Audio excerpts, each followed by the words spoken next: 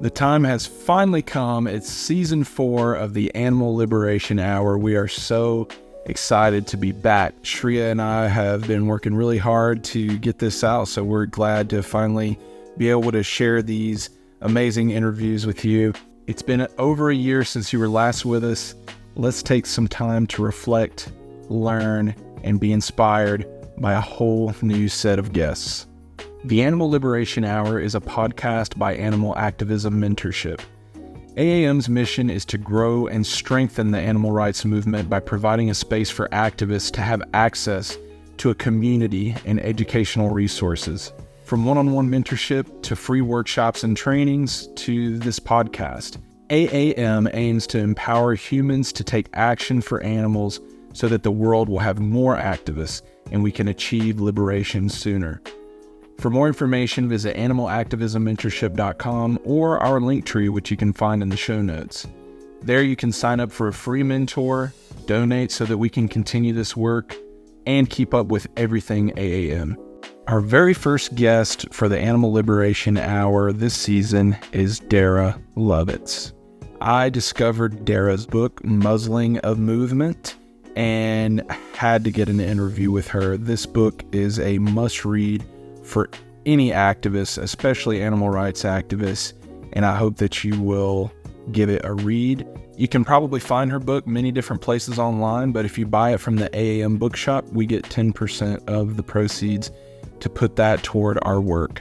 If you haven't read the book yet, that's okay. You can still listen to this podcast episode and it won't ruin anything for you. I hope that you get as much out of our conversation as I did. Enjoy.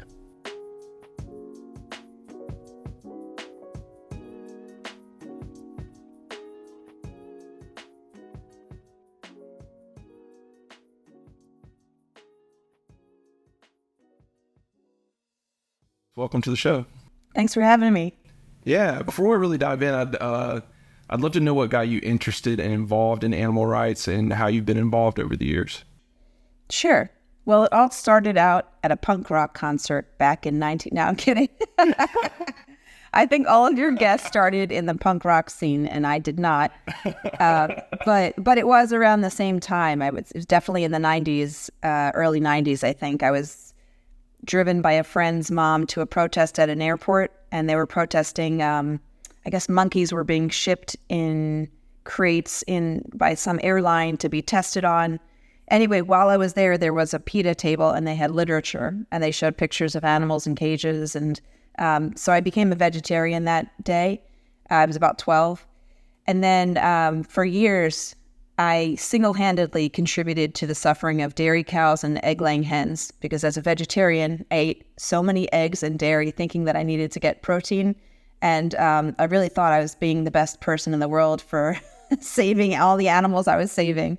And then it wasn't until I was in probably law school, a little after law school, that someone approached me who read that I had been interested in animal rights. And she said, well, why aren't you vegan? And I thought, well, that's a little extreme. I just want to help animals. I don't need to be making myself crazy. So she ended up educating me. And it's funny because she was very passive about it, but she did bring a piece of vegan cheesecake that she made to one of the lunches that we had.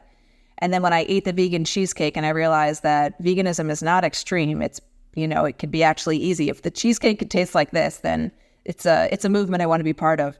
And then I ended up being invited to help out with a campaign against this egg-laying facility in about 2 hours west of where I live to help as a pro bono attorney. And when I met up with those activists, they were all vegan. And one of them in particular had a more aggressive approach with me, and he challenged me on, in a conversation about animal ethics. And it was the first time I was educated about the suffering of egg-laying hens and dairy cows. And it was that moment that I really became vegan. The vegan cheesecake was sort of a seed planting. And then the conversation with someone who was more aggressive and just called me out and told me about the suffering of cows and hens, that sealed the deal. That was about 19 years ago. That's really interesting. Yeah, I think, we argue a lot over what's most effective as far as bringing people into the movement or just creating vegans. And it seems like kind of a myriad of approaches worked with you. It did. Yeah, it did. It took some seed planting. And again, I'd gone for so long thinking that I was the best human out there and that I was treating animals so kindly. The reason, if someone would ask, why are you vegetarian? It's because I don't want to hurt animals, I'd say, as I was eating my egg omelet, So it was really just a matter of education. And I think the story wouldn't work in today's day and age when we have the internet and access to so much information. But back in the day, I didn't have the information easily accessible. And I had to wait for someone to explain it to me. Yeah, I was actually the same way. I was a vegetarian for like 7 years before I went vegan. I just, I guess I just wasn't really plugged into that. But yeah, once I found out online what happens, yeah, that's what got me into veganism and shortly after activism. So I can kind of relate to the vegetarian thing. I think we need to be, vegetarians kind of get a lot of hate from vegans, but I think we need to welcome them a little more and give them a chance because, yeah, some of us were vegetarians before. That's right. And were you vegetarian for animal ethics reasons? Yes. Yeah, we say in our group in Peace Advocacy Network, everybody is an almost vegan, right? Even non-vegans are almost vegan. They just need that extra push. And vegetarians especially are almost vegan. They just need that extra push. They just really need to be educated. And I think probably you and I were similar in the sense that while we were vegetarian, we really thought we were doing all the things. We really thought we were helping animals, and we kind of just stopped at that and didn't pursue anything further until the lights were turned on, so to speak. Well, much like going vegan, I'm very late to the party on reading your book, but I'm so glad that I discovered it. Muzzling a Movement, I think every animal rights activist should read this book. Thank you for writing it. I want you to tell us about the book and what called you to write it. I was inspired in, I guess when I was right out of law school by the Shack 7 case. And these activists who were being imprisoned under an unconstitutional law that totally restricted their free speech rights, the Animal Enterprise Protection Act, which later became the Animal Enterprise Terrorism Act. And I was really inspired by their courage and just the unfortunate events that led to them being imprisoned. It just seemed so unfair. So I wrote a law review article about that issue, and then I just expanded it into a book. And I wanted to research how did that law come to be? How could we possibly go from a society that favors, that has a First Amendment, that protects the right of people to speak out against the majority, where the government isn't allowed to discriminate against people based on their viewpoint. Like if the government disagrees with what you say, it doesn't matter. You still have the right to say it. How did we go from this country of democratic values to one that imprisons animal rights activists for causing economic damage to an animal abusive industry? So I really wanted to look into that. And so the book does explore in great detail the legislative history, which means all the conversations that took place, all the congressional hearings that took place that led up to the passage of this law. Who was objecting to it, who was supporting it, and why. Can you dive into that a little deeper, just from like a legal standpoint? Like, how did this law exactly come to be? Especially, with what you were saying, it really seems specific to people with a certain ideology. It seems like, people with this ideology are getting more severe punishments for something that somebody without this ideology would. Can you go into that a little deeper? Yeah, absolutely. I mean, it's really, there's the legality and the conversations that took place in the congressional hearings, and then there's the history of the movement, and it's all related. So in the 90s, there was a lot of fur farm liberations that caused a lot of damage. A lot of damage to pharmaceutical companies when people would break into the pharmaceutical labs and not just free animals, but they would destroy the equipment, smashing computers. And it was a very expensive thing to do to cause that property damage. So additionally, we have Huntington Life Sciences losing their listing on the stock exchange. The Shack campaign really excelled at tertiary targeting third parties that did business with these animal abusive organizations or corporations. So that tertiary targeting caused a lot of economic damage. And that's when things got serious with regard to getting the federal government involved. So now, once you mess with the wallet of a pharmaceutical company, you're going to have a bigger boss to answer to. So they got the feds involved, and the federal government started investigating animal rights groups very aggressively, and then planted enough evidence and then got enough evidence to ultimately lead to the arrests of these, the shack activists, at least. But it all started in, I really would say, the 90s when those fur farms started being liberated. It's like those organizations, the farm lobby, the pharmaceutical industry, they're all complaining to the federal government, we need protection, we need help against these animal rights terrorists, these radicals, these extremists. So the history of the liberation movement and the harm, the economic harm that was caused, that really was what sparked the federal government to get involved, and Congress to start having these hearings about how dangerous these animal rights extremists are. Yeah, I think it was Will Potter who might have been speaking to Congress, and he was basically saying this isn't terrorism, this is effective activism, and that's what it is. But I guess the government, I mean, how do we keep the government in check on something like this? Like, how are they getting away with this? What can we do? Yeah. How much money do we have? Because, I mean, yes, Will Potter was at the congressional hearings speaking out against the AETA, but money speaks louder than Will Potter. So really what's effective is we have these huge lobbying groups that fund different political action committees, and ultimately the money goes to certain Congress people who are louder than others who get these laws passed. And there's so much, we've all, if you haven't seen West Wing, you've probably seen something that describes what takes place behind closed doors. There's politics, there's leveraging, and it's like a dirty, corrupt business like any other, unfortunately. It's what power and money breed.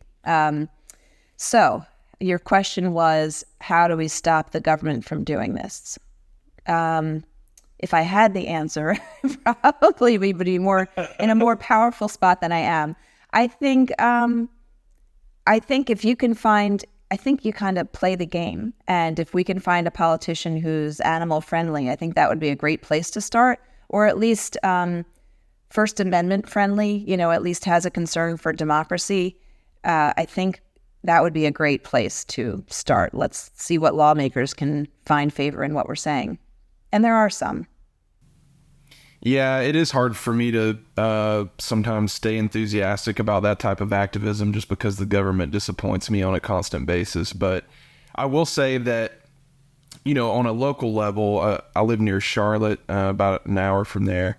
And, we had this campaign where we were trying to get quote unquote exotic animals banned from circuses in Charlotte. And I will say, it was a lot of work. A lot of people put in a lot of work before I ever even got involved. I kind of got in at the end, but what really got that through was there was one member who was, an animal advocate, and he really came through. I mean, so many people spoke and then about this, and then when it came for them to deliberate, he spoke about things that we didn't even know about, I felt like. I mean, he was just a really staunch advocate for what we were trying to get across. And, I feel like because of that,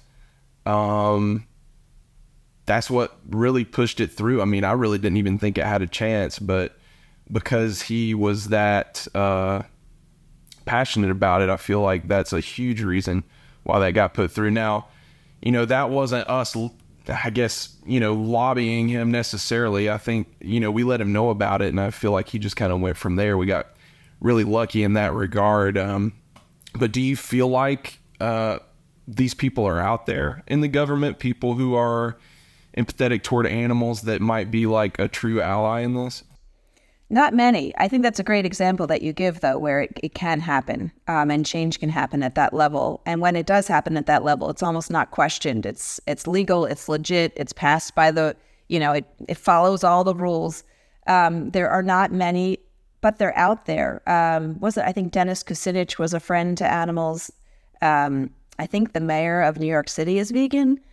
And although a vegan in office isn't necessarily an animal rights activist in office, because again, politics. So they're not all out there, and I don't think that's the only way. I think continuing to challenge these things in various different areas is important too, in education and on the streets. And I really don't believe in any kind of there's no miracle pill. I think the change has to come from a lot of different places. Yeah, totally. And I mean, I have seen some things, like I think it was Rand Paul and maybe like Cory Booker, who were involved recently in getting some kind of legislation passed for dogs as far as animal testing goes. I can't remember the exact legislation, but there are people out there, and there's this one, I can't remember his name. He's from like one of the more southern states, like maybe Mississippi or Alabama or somewhere, but he got up and was talking about his dog that had passed away and just started tearing up. And, obviously it's a little easier to get through to some of these people about dogs, I think, but maybe that's where it starts. Maybe there is hope on this path of trying to work from the inside, I hope, anyway. So much of your book, I was, familiar with some of the stories about, you've already spoken about the Shack 7. You also spoke about like Joseph Buddenberg and Peter Young and Rod Coronado and others, but two activists I had never heard about were, and forgive me if I'm mispronouncing their names, but Judy Bari and Daryl Cherney.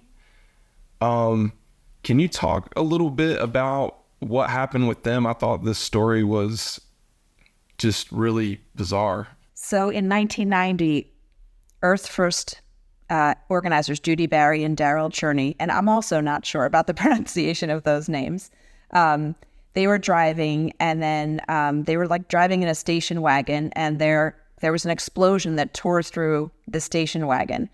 And the FBI, and it was like Barry suffered a fractured pelvis and was rushed to the hospital in critical condition. And then Cherney had temporary deafness and facial, in other words, they were injured. They were injured by this pipe bomb. And yet, because they happened to be environmental activists, the federal government charged them with, creating their own bombing situation, like that they had a bomb and that it accidentally exploded in their car. Whereas there was evidence that there was like a pipe bomb placed underneath their car. Anyway, the district attorney's office later announced that they wouldn't file criminal charges against them. But years later, it became clear that the FBI had been investigating those particular activists at the time of the bombing. And instead of thinking, oh, these two people were injured by a bomb and we should figure out who was trying to injure them, they immediately concluded that these were two activists who are going to, go on a terrorist launch and, set off a bomb somewhere. So ultimately, and sometimes there are good endings to these stories, but not often, they did ultimately sue the federal and local law enforcement agencies for violation of their constitutional rights because the FBI intentionally ignored the important information that could have led to finding the actual person who placed the bomb under this car. And then they won, and their estates, the estates of these two activists, were awarded a couple $1 million. So, and it was, I will say the battle lasted 11 years, the court battle. So remember, we're talking about an incident in 1990, and it wasn't until 2002 that they eventually, the FBI eventually settled the case. But it's just an example of the federal government having, there's a target on the backs of activists at all times.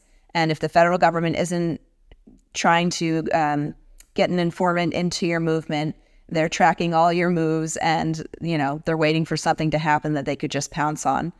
And this isn't meant to scare anyone or to scare activists. It's just to show how aggressive the federal government and the FBI, how aggressive they are. Do you know this recent case with DXE, the rescue of the piglet? Yeah, I'm pretty familiar. Okay. So that's another example where I think the federal government started looking into, they started going on to pig farms and looking at the tags of the pigs and checking the DNA of the pigs to discover, is this the piglet that was stolen?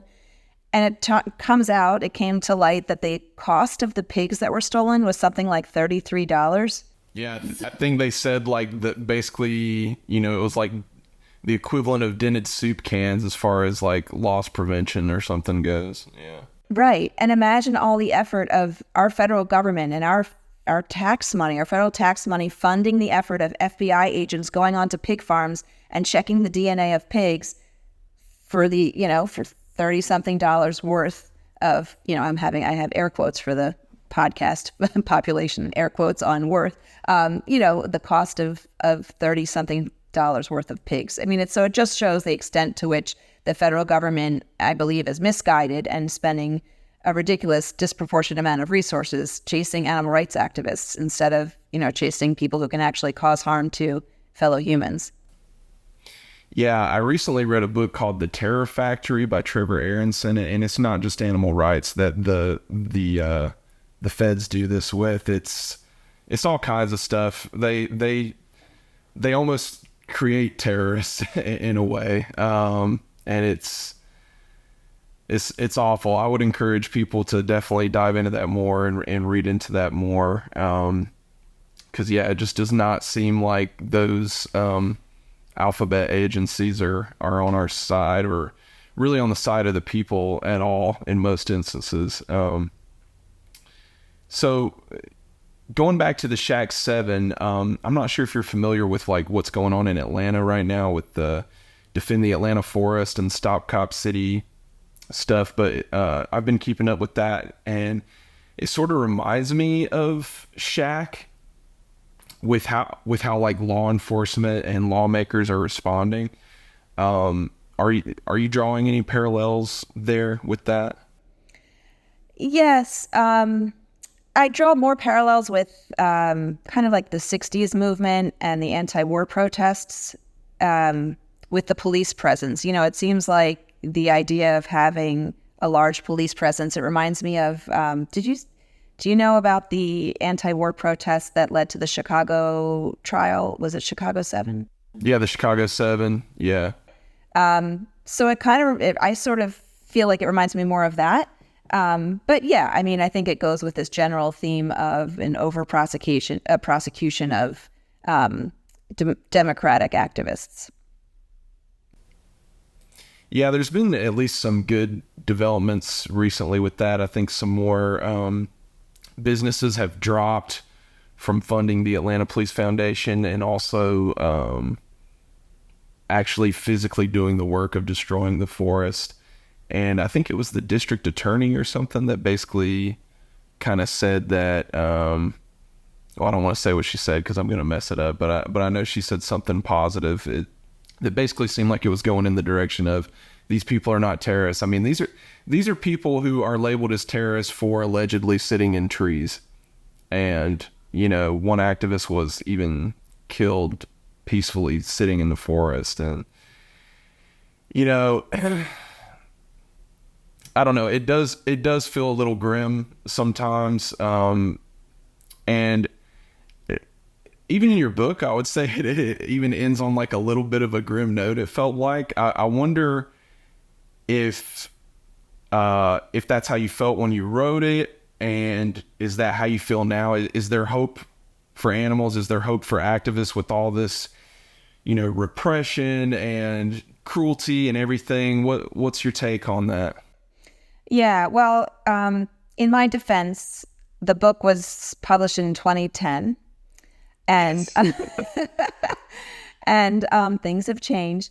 And your feedback, I appreciate it, and I've heard it from others too. And one other critique I heard of the book was that it might have the opposite effect that I intended, which is it could silence people. People could become so scared of over prosecution or going to prison or going to jail that they're, and that's the last thing I want to do. The whole point was to not silence our movement. So I will take this time to say that I'm doing a revised edition of Muzzling a Movement, and it will not end on a grim note. Spoiler alert, I'm going to give some hopeful information in the end and more tips for activists so that they can steer clear of prosecution, but also be effective change makers. So all that to say, I think things have changed substantially since the book came out in 2010. And what's changed is, I mean, I hate to say it, but social media has really helped the vegan cause. Celebrities going vegan is also influential. It's like we have this whole weird movement that I, of a different generation, am kind of uncomfortable with, but it's these ideas of like celebrity influencers, and it does go a long way. And the fact that veganism is so much more ubiquitous, and, you know, finding a vegan thing on the menu is no longer impossible, even in really rural parts of the country. So to me, that's what gives me hope, is veganism seems to be really taking off. And ultimately, if what we want is animals to be free from oppression, that's a pretty good bang for our buck, just going in the road of veganism. If you think about the percentage of animals, and I don't want to be utilitarian about it, but 95% of the animals we interact with are farm animals, right? Interact with meaning like they're either on our plate or we're wearing their bodies. 95% are cows and chickens and pigs. 95% of the animals that we interact with. So, I mean, I think we really do have a great impact if we go the route of vegan outreach and vegan education, and people are doing that, and people are doing that really successfully. And it's like so many new vegan restaurants are popping up in cities all across the country, and that's a huge change in the right direction. That gives me hope. Yeah. Just so you know, that was not a criticism. I feel grim a lot of the time. I also feel hopeful a lot of the time. I feel like it kind of comes in waves for me. Like, you know, right now I just got back from Colorado. I was with, you know, like 70 something activists, and we were together for 9 days fighting for animals. You know, the people there really inspired me. So I've been kind of on a high from that, you know. I mean, I'm like, oh, there's all these great people and they're fighting and they're inspiring. But yeah, it does get grim sometimes. I think it's okay to address that. And I also think the book, you know, I guess I can see why somebody might think that it might have the opposite effect, but I don't. I think that we need to know. I think that we need to know everything that you wrote in your book, and that it's important that we know, because if we don't know, we can't have these conversations. We can't figure out how to fight it if we don't know. So yeah, I mean, I think that your book does a great service to the community, and I also cannot wait for the revised edition. I can't wait to see what tips you have in there as well. Yeah, so we were talking earlier about we were talking about like the Shack 7 and all this stuff. How would you compare the movement in the 90s to now? Like, what are the parallels? Are there any things that you think are better now or worse now? Like, what can we learn from the 90s and that era of activism? And, how can we take that forward into what we're doing now, and what mistakes can we learn from?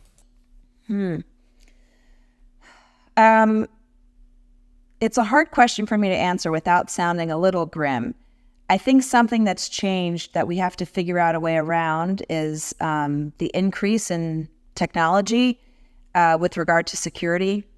It just seems like everybody has a Nest camera or Ring or whatever the companies are, and corporations do.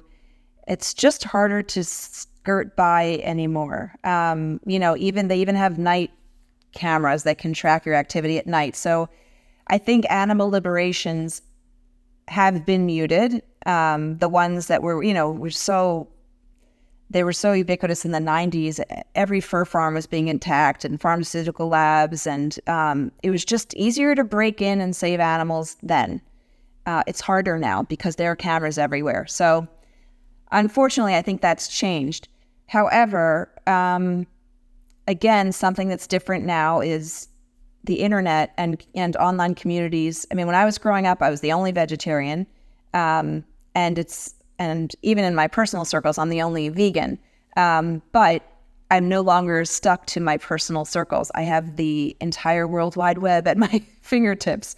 And there's so many people you can connect with now. So there's no such thing as being a vegan in isolation anymore. You can really find people online. You can find your people. You can find other activists. So I think the internet has really helped. I think, I know I sound so old because most of your listeners never knew a world without the internet. So it's like me saying air helps. It's good to have air, but it's like, I understand that a lot of your listeners don't understand that there was a world once where there wasn't really internet and there wasn't social media and there wasn't a way to connect with other people. So that aside, I think social media has really taken off and helped with different movements and connecting. Again, with technology, that stuff can be tracked. So people have to be really careful. I think security culture has to be really amped up. Activist security culture has to be really amped up. We have to be smarter than the technology that's out there. And I know many activists are, and I think they're doing great. But that's going to be important. It's just, surveillance is easier. We're in a state of surveillance, and it's just easier now. But above the ground activism, we can do it. Protests are still a way that we can do legally.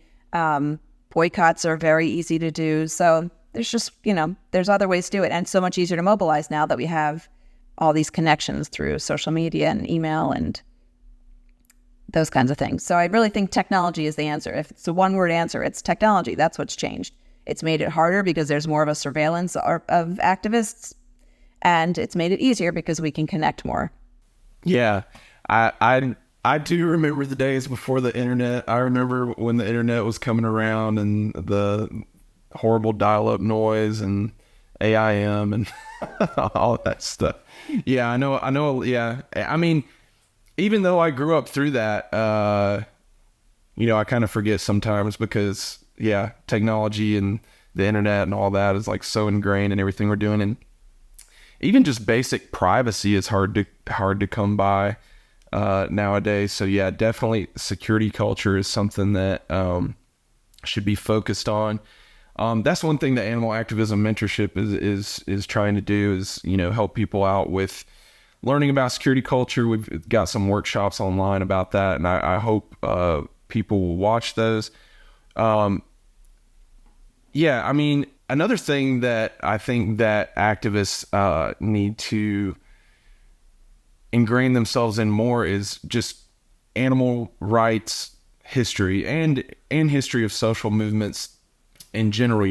I've really been trying to inspire people to read because, I think a lot of the debates we have, would be better if we were all just a little more informed about, hey, what has worked throughout history in these different social movements and throughout animal rights. Are there like important topics that you think that people need to study?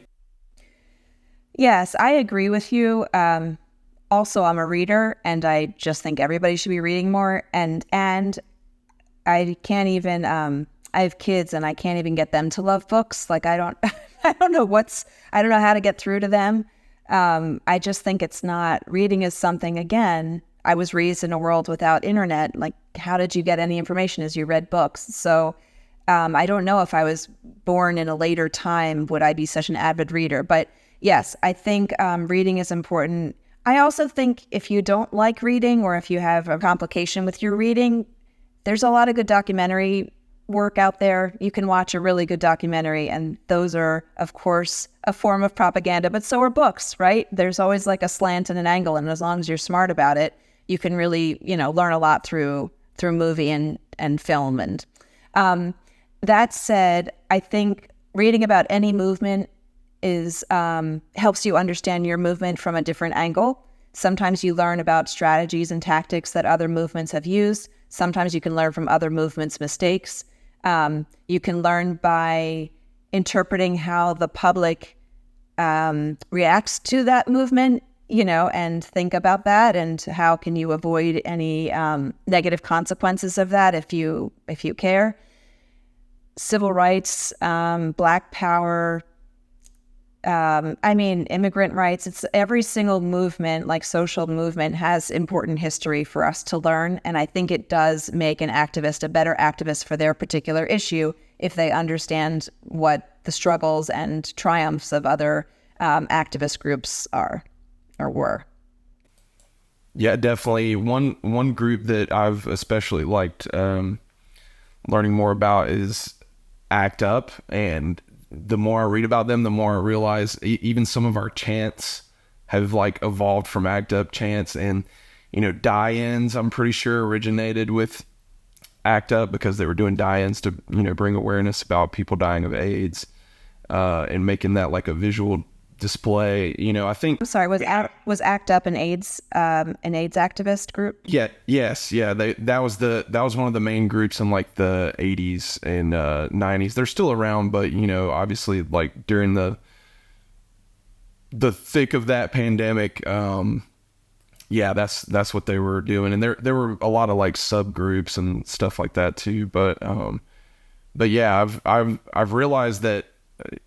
As I read about that, I'm learning that, hey, some of the stuff that I'm already doing actually comes from them. And then, learning more about that and seeing, what else can we learn? Yeah, I think that's been crucial for me. And yeah, I would definitely encourage other people to read up on animal rights history, read up on social history in general. And speaking of, when we were speaking before about federal government and the FBI's infiltration of activist groups, like we know the FBI was investigating MLK and, single-handedly harmed him.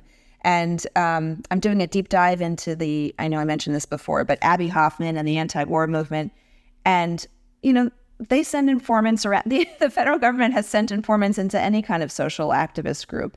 And that's just something they do. And when you read about the anti-war movement and all the federal government's attempts to silence them and to harm them by way of informants and whatever, it's just so interesting. And in fact, Abby Hoffman wrote a book. I haven't talked to Peter Young about this. I don't know if he's going to listen to this episode, but I really think that when I'm reading Liberate by Peter Young, I'm thinking of Abby Hoffman. He wrote a book called Steal This Book.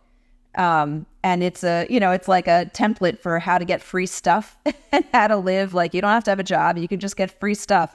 And I'm not advocating for a lot of the things that he talks about, because I think some of the methods of stealing food, for instance, can harm, mom and pop restaurants and grocery stores. So I'm not advocating for it. But the book Steal This Book by Abby Hoffman is very similar to Peter Young's philosophy of like, you can live without working and you can get free stuff everywhere.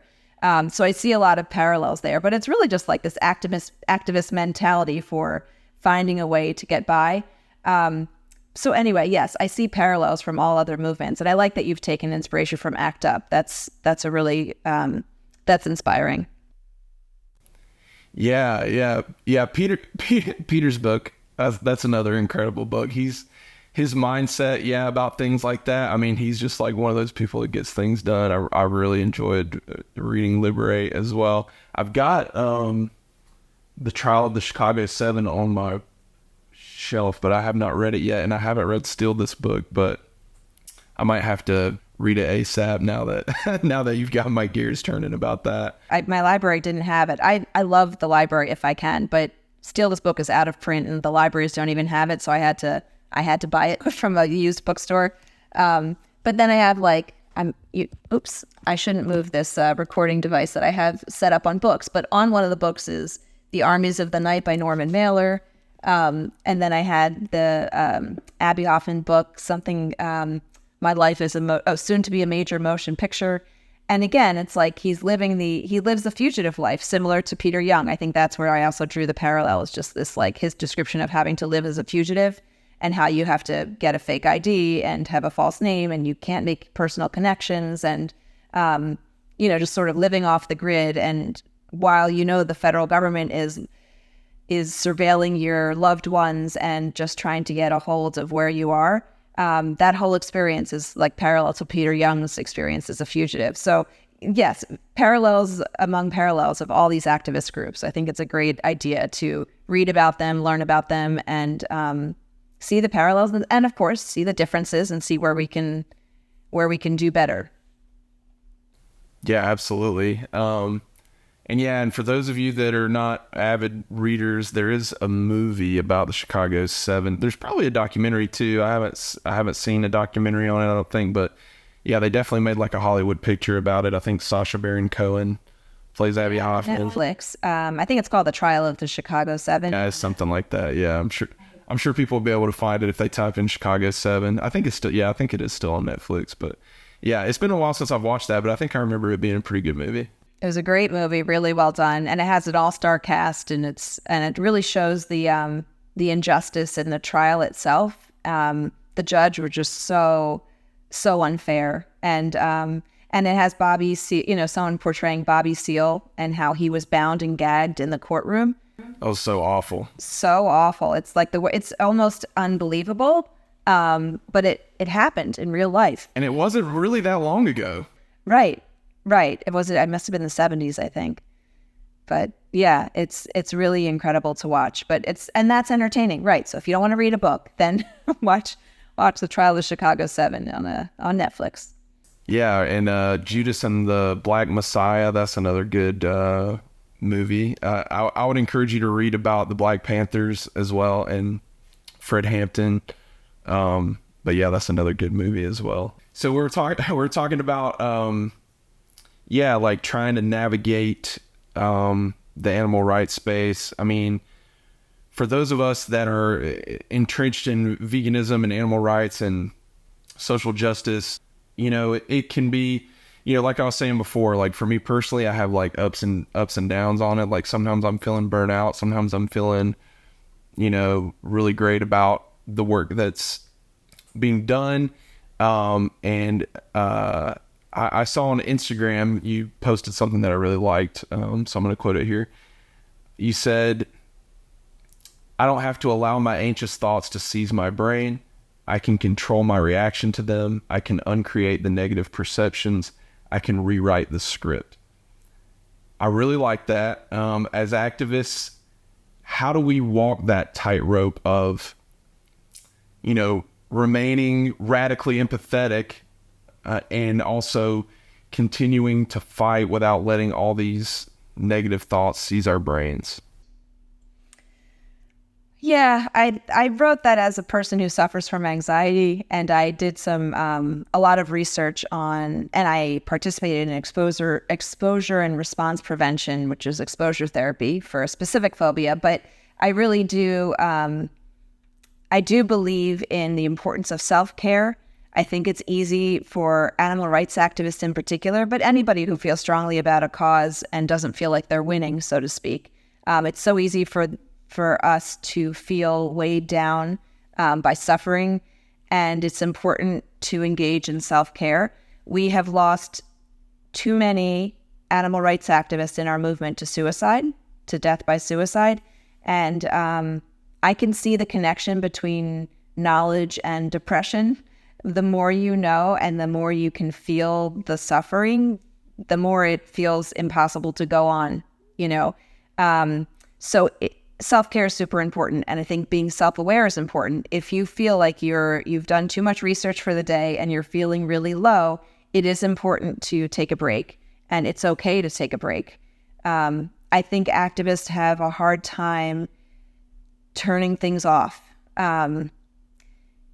It's like the animals aren't going to free themselves. So you feel like you're constantly needing to move in a certain direction. And I would argue that if you're burned out and you're depressed and you're anxious and you're feeling low, you're not going to be the best advocate you can be for animals. So it's kind of like that thing, you sit on the airplane and it says to you, they say in the instructions in the beginning, put your oxygen mask on first before you put the oxygen mask on your child.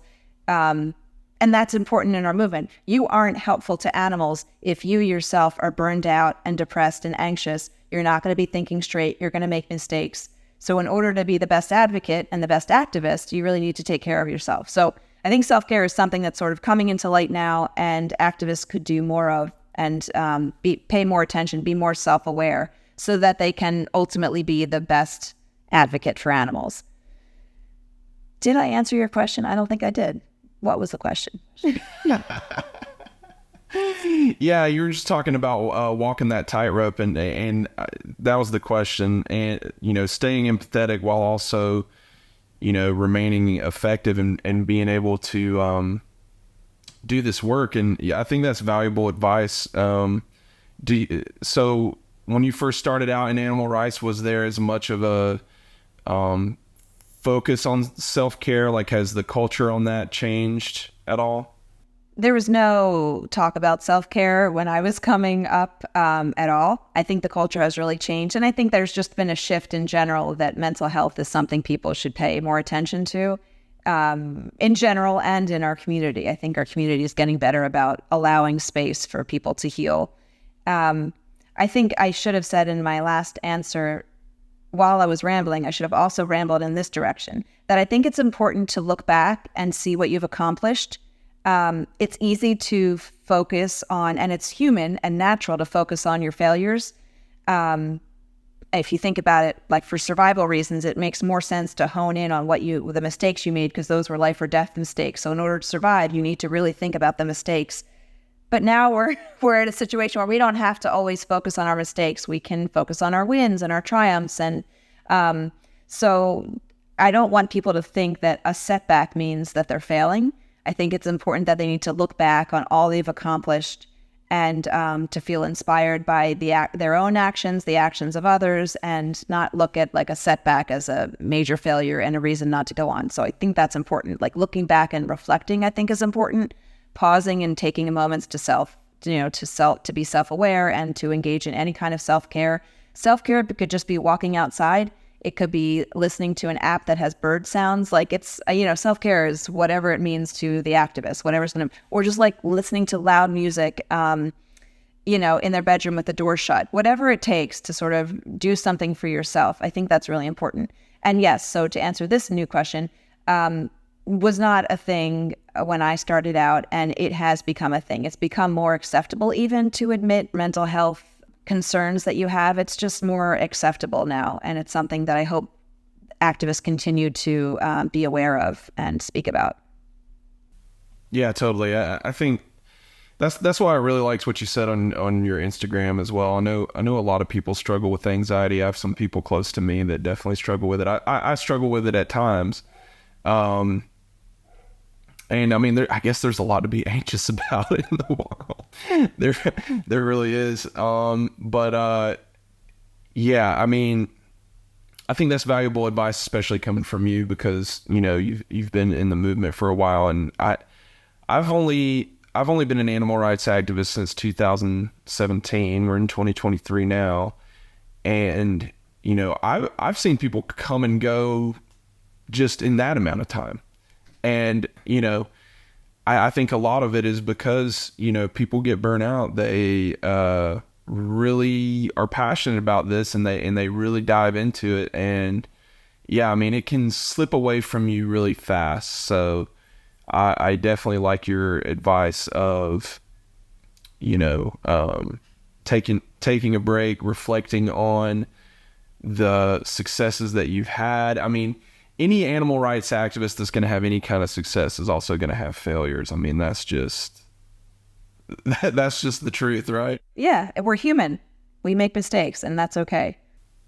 Yeah, and we can learn from those mistakes as well. I think the important part is, that we're trying, and with each try, we understand how we can become more effective, and that we take breaks so that we can, be in this for the long haul, for sure. When can we expect the new iteration of your book? We're going for the 15th anniversary, so it'll be in 2025. Hopefully it'll be available sooner. I have to get some interviews locked down. I really want to expand the book and to talk about the new movement, how the movement has changed since I wrote the book. And I'm curious most of all about a lot of the questions you asked, which is how has the movement changed in the past 20 years, and what can we look forward to in the future, and how do we continue to be advocates in light of the changes that have taken place with technology and society, et cetera. So, and it'll have the old history, because I think the history of our movement is important, and I think the history of the legislation that's hurting us is important. In the book, I'm going to talk about these ag-gag laws, which are also silencing or they have the power to silence the animal rights movement, and they're completely unconstitutional. So I will have a whole section on ag-gag laws.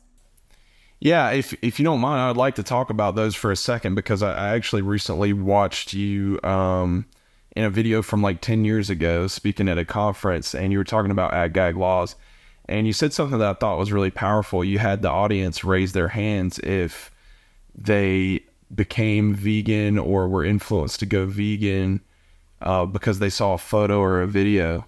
And I couldn't see the audience, but from your reaction, it looked like a lot of people had raised their hands. So can you talk a little bit about ag-gag laws and the importance of that battle? Yes. And so for anyone who wasn't there, which is probably all of your listeners, I did ask if you went vegan, if at least a contributing factor to you going vegan, like an important contributing factor, was a video or a photo that you saw, like a visual image. And they all raised their hands, everybody in the audience. And I'm pretty sure it was a pretty crowded room. And I asked that question with confidence. I know myself, as I explained to you, I saw pictures in a brochure. Some people say they saw the movie Earthlings. I know people who went vegan because they watched Game Changers on Netflix, or they saw Blackfish, the documentary about what's that? SeaWorld.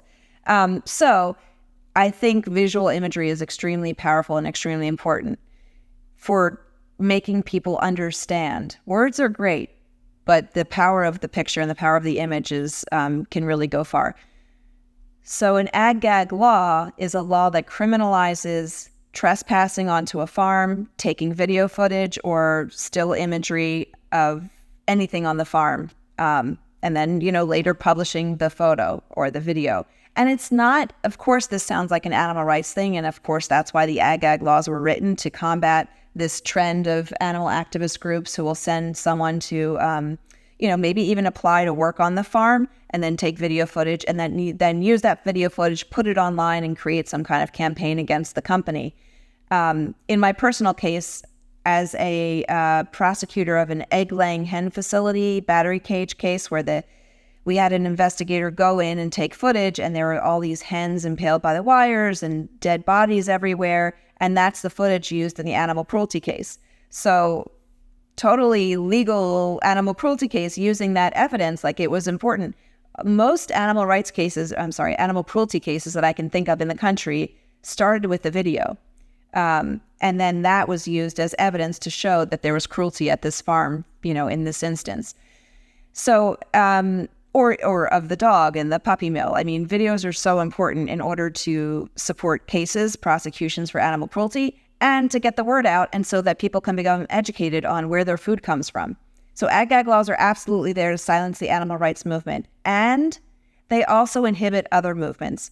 We can no longer document what's happening with workers' rights, with laborers. We can't document health and safety regulations like food safety. So it's not just an issue about animal rights. It's about public health. It's about worker rights. So it's bigger than just animal rights. And they are just wholly unconstitutional for those reasons. Thankfully, unlike the AETA or other eco-terror laws, thankfully the ag-gag laws are getting struck down as unconstitutional across the country. The Animal Legal Defense Fund has a great map, and I can send it to you if you want to put it in the show notes, but it has a wonderful map that shows us where ag-gag laws were passed, where they were struck down as unconstitutional. And that's a great resource to see. And it's very inspiring, because you'll note that a lot of different states across the country have just struck out ag-gag laws as being unconstitutional. So that's an inspiring example of legislation, of courts getting it right, of finding that this legislation is absolutely anti-First Amendment. Why do you think the movement's had more success with striking down ag-gag than, some of the other stuff like with AETA and things like that? Oh, that's a great question.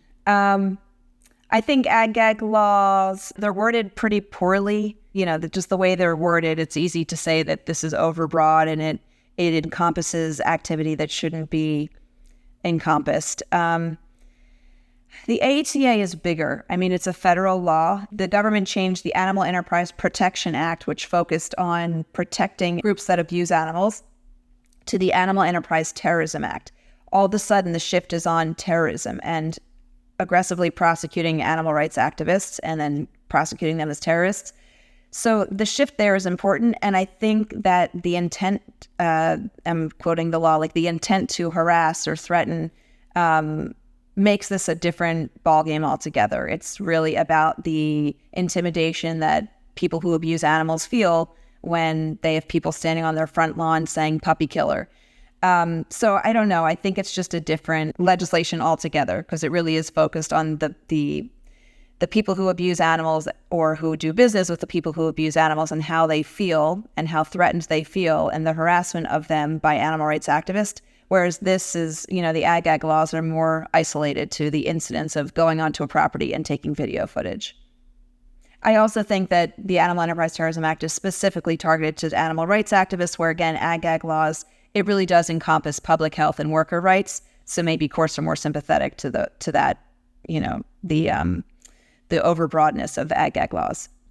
I think that last point is very interesting because I know, sometimes it seems like in the movement there can be like a lot of gatekeeping, and if somebody's not 100% vegan or something, sometimes people don't want to work with them, stuff like that. But going back to like the Stop Cop City, Defend the Atlanta Forest movement, I mean, that is a movement where there's a lot of repression, but I mean, people who think that, this police training facility would be a drain on taxes are behind it. People who are like in the anarchist type movements are behind it.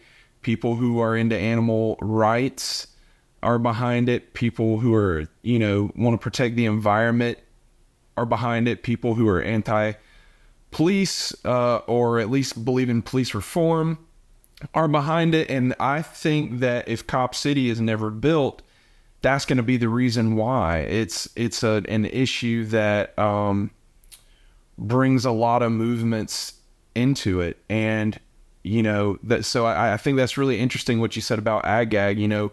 Basically, we're stronger together. We're stronger with other causes in some instances. What's your take on that? Yeah, definitely. And I'm actually going to talk about that in the new version of Muzzling a Movement. This intersectionality, when I started, was not a word. It was not a word that was used. No one discussed intersectionality back in the day.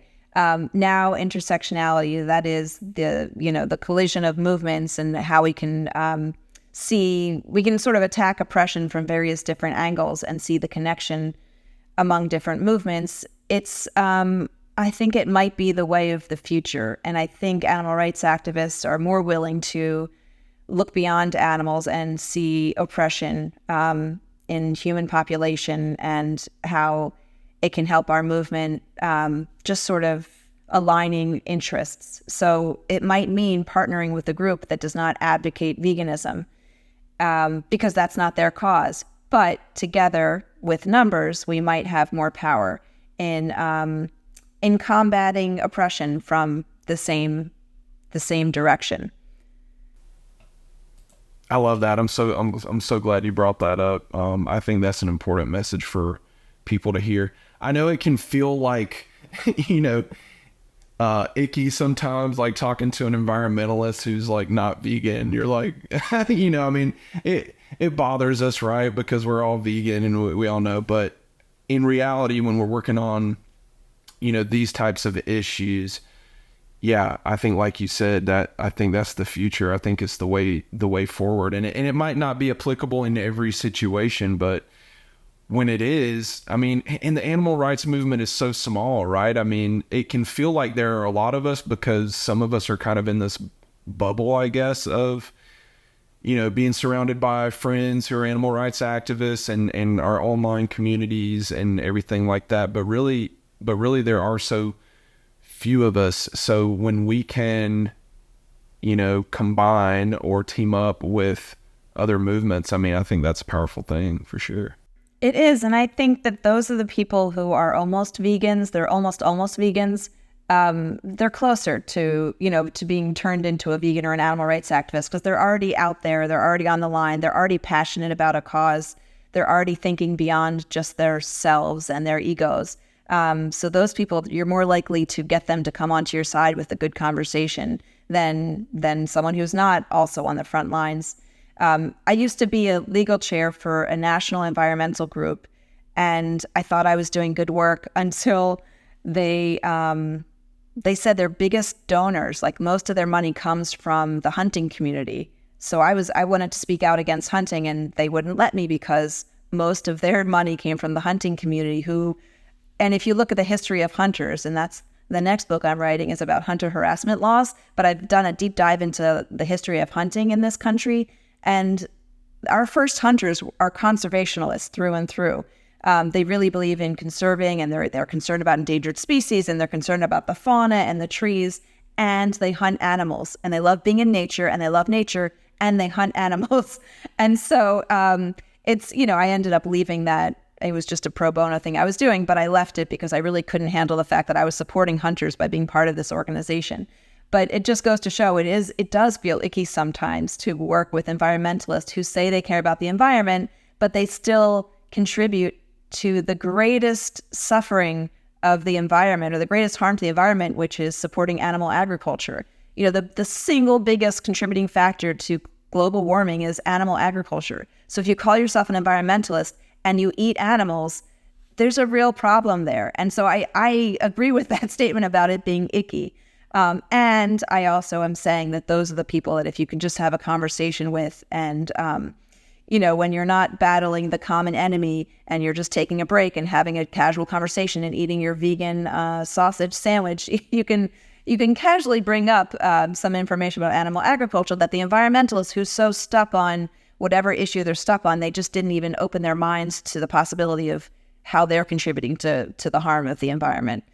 So I think there's a lot of opportunity for vegan advocacy among other activist groups. These are people who care. These are people who are compassionate and passionate about a cause. They want to make the world a better place.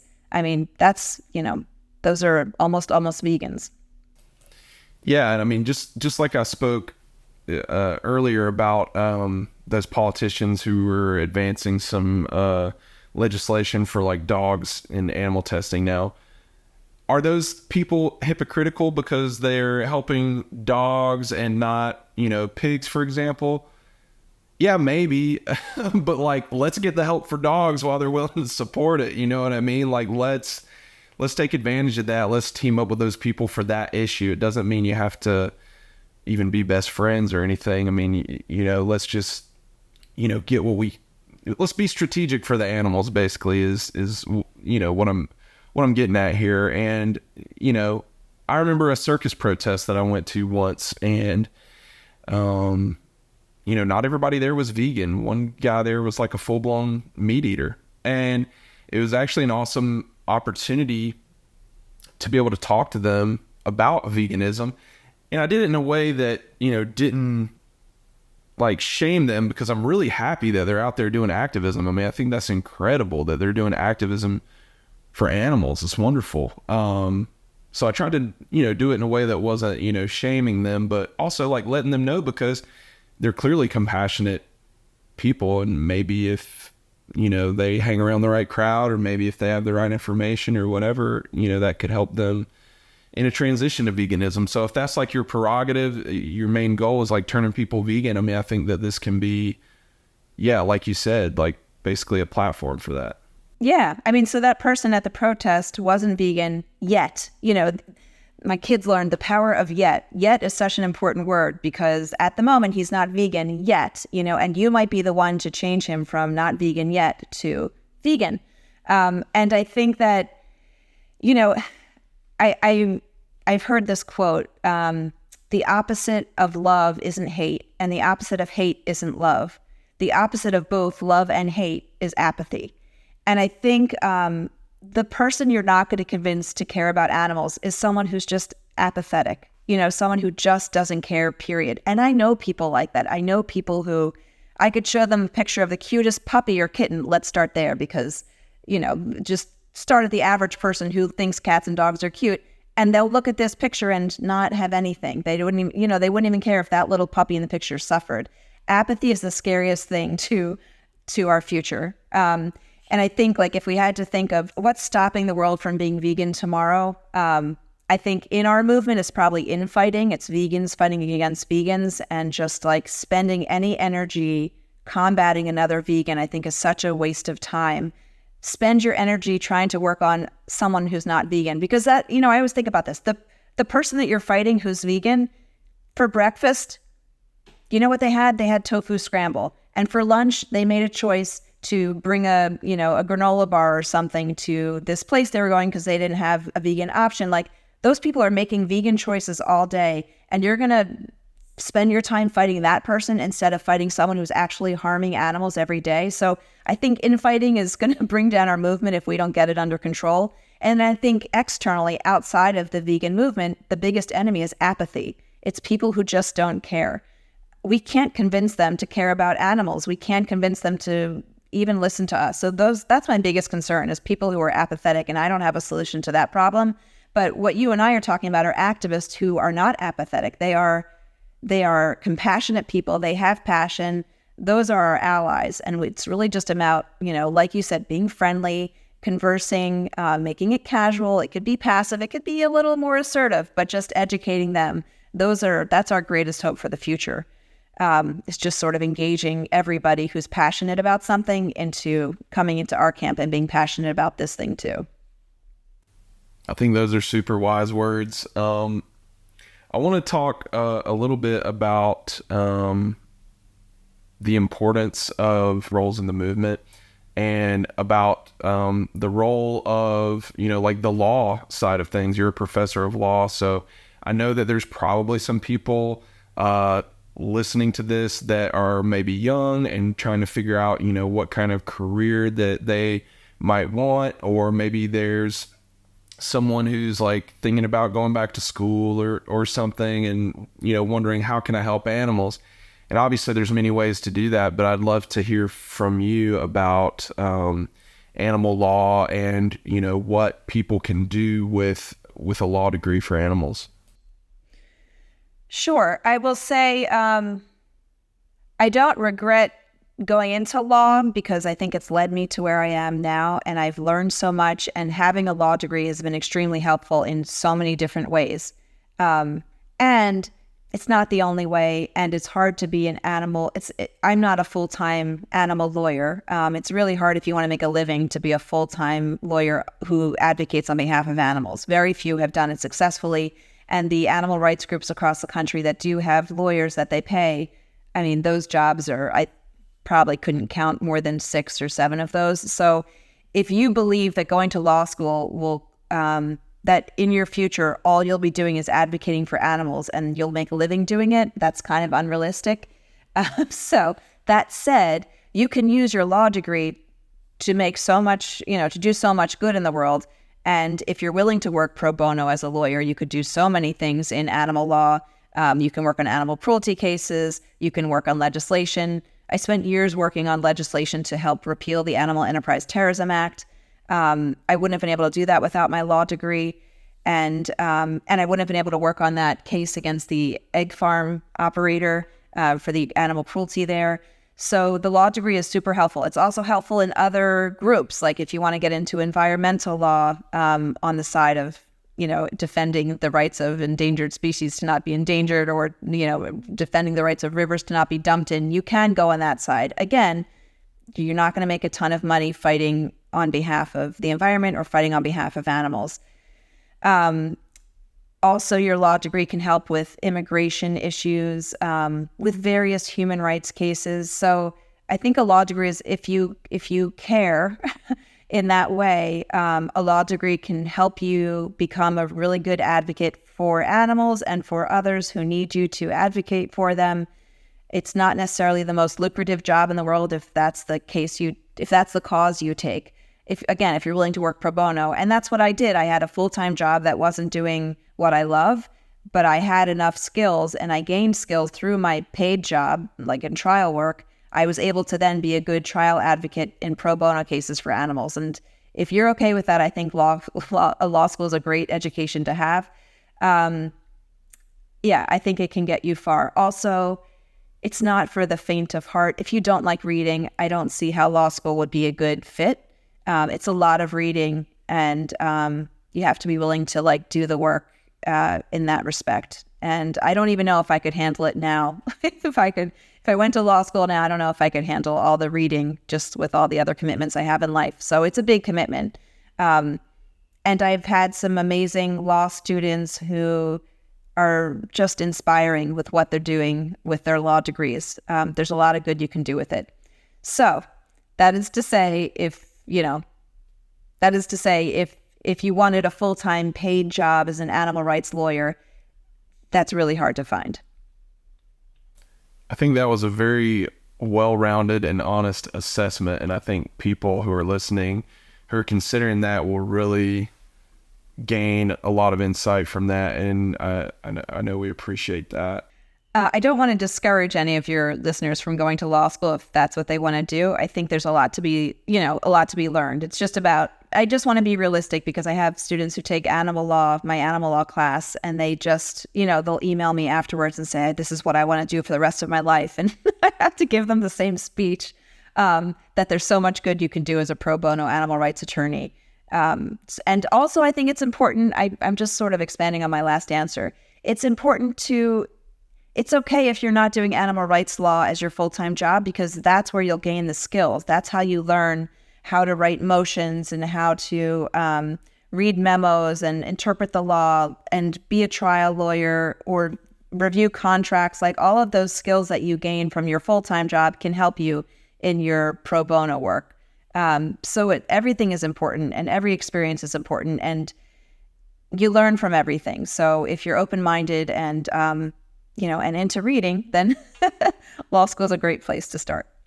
Yeah, and I think that same mentality is applicable to a lot of different kinds of jobs. I don't think there's enough money to go around for all of us to be full-time activists right now. Unfortunately, the grassroots is majorly underfunded. The grassroots definitely does not get enough love. But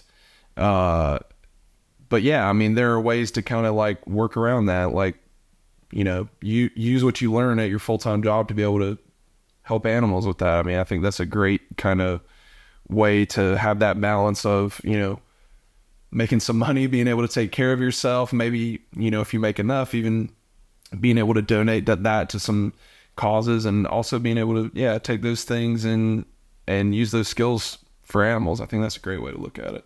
Exactly. You're an animal activist all the time. If every time you're trying to learn something, you can think, how can I apply this to help animals? And it's okay to get that information and that experience in non-animal rights sectors. Just use what you learn. And I think that's a great point anywhere you are. If you're in a restaurant, you're learning how to cook.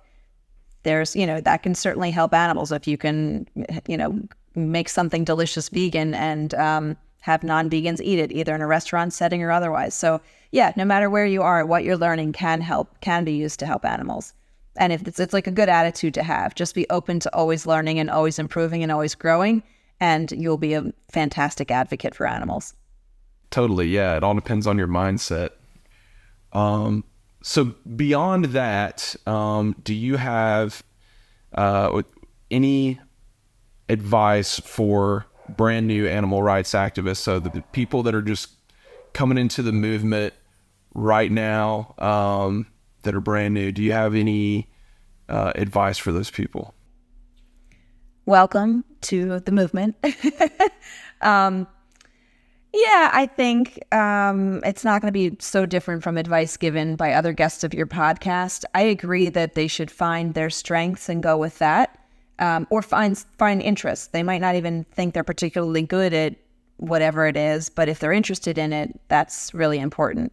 And I think don't be intimidated by what you see in the movement. We're not, I think our movement is suffering a little bit from infighting. I think it's like unproductive, and I can see that being intimidating.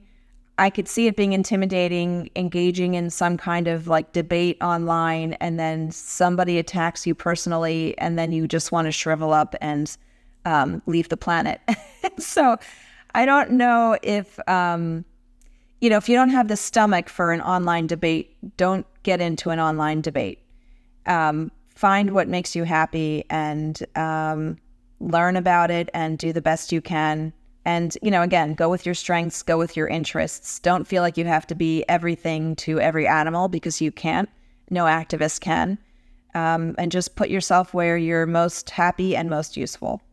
I think that's great advice. We can't all do everything, and putting the weight of every animal's suffering on your shoulders is just too much for anybody to bear, for sure. We all have our roles and our part to play.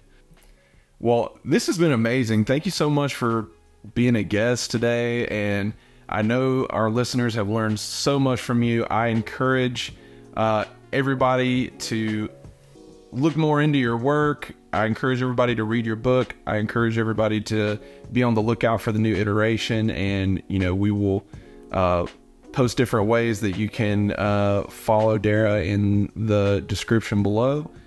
And yeah, I just appreciate you being here today. Thank you so much. I appreciate you. I love your podcast, and I love listening to other activists on your podcast. I think you do great work, so thank you for all that you're doing.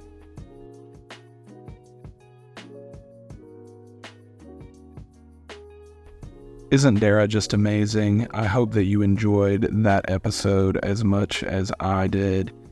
Remember that you can buy Dara's book, Muzzling a Movement, online. And if you buy it from the AAM bookshop, we receive 10% of the proceeds to put toward our work. Please take a quick minute to rate and review the podcast. It helps others find it more easily, and the more people that find it, the more people can be inspired by the guests interviewed on our show and turn that into actionable change for the animals. If you're listening on YouTube, please like, comment, and subscribe. Our channel has educational workshops, talks, and other inspiring and informative content that you won't want to miss. At Animal Activism Mentorship, it's important to us to offer our content and resources for free so that it's accessible to everyone. If you like the podcast and all the resources AAM has to offer and are able to support us, please consider a one-time donation or becoming a monthly patron. It all helps us keep going. To make a donation, you can use our Linktree, which can be found in the show notes. You can also use the Linktree to keep up with AAM on social media, visit our bookshop, visit our merch store, keep up with upcoming events, and everything AAM. One more reminder that you can sign up for a free mentor to help you with your activism at animalactivismmentorship.com. If you needed a sign that you should be an activist for animals, this is it. Remember that it will take all of us to achieve animal liberation. Stay focused, be effective, and keep doing your part. Until next time.